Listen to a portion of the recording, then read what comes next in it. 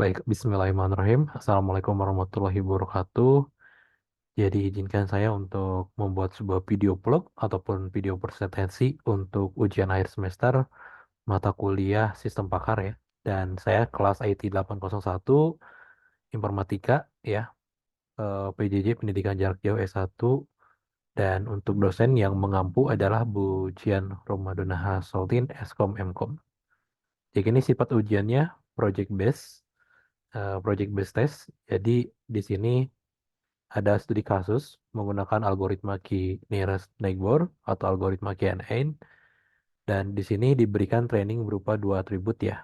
Ada class, bad, dan good untuk mengklasifikasikan sebuah data apakah tergolong ke dalam bad atau good.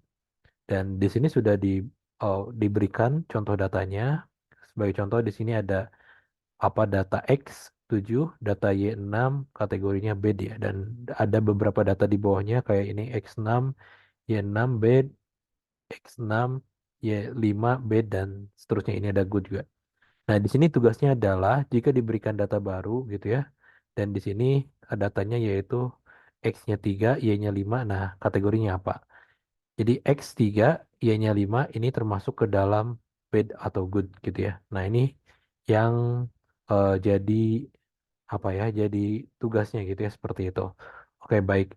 Saya mengerjakan tugas ini menggunakan Python ya, menggunakan Python.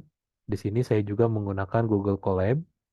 Nah, ini mungkin yang pertama di sini untuk Google Colab yang pertama itu saya tidak menggunakan library. Jadi ini hanya menggunakan library math ya, tidak menggunakan library seperti scikit-learn gitu ya dan sebagainya.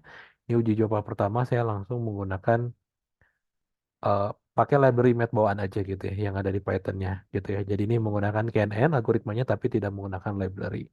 Nah, mungkin akan saya demokan di sini menggunakan Google Colab. Nah, terus di coding selanjutnya itu ada sebuah fungsi untuk menghitung jarak antara dua titik ya. Karena seperti yang kita tahu, Nearest Neighbor ini adalah menghitung dari jarak yang terdekat gitu ya, jarak dari tetangga yang terdekat seperti itu. Nah, ini data-data yang diinputnya ya sesuai dengan data yang diinput yang sudah diberikan di sini gitu ya. Nah, ini dimasukkan ke sini gitu ya datanya. Ini ada datanya, ada klasifikasinya juga. Nah, ini untuk data yang baru tadi ya. Data baru tuh tadi 35 kan, 3 sama 5. Nah, ini diinputkan data barunya, kemudian diatur nilai key-nya itu 3 dan ini ada distance untuk menghitung jarak semua titik dalam data training.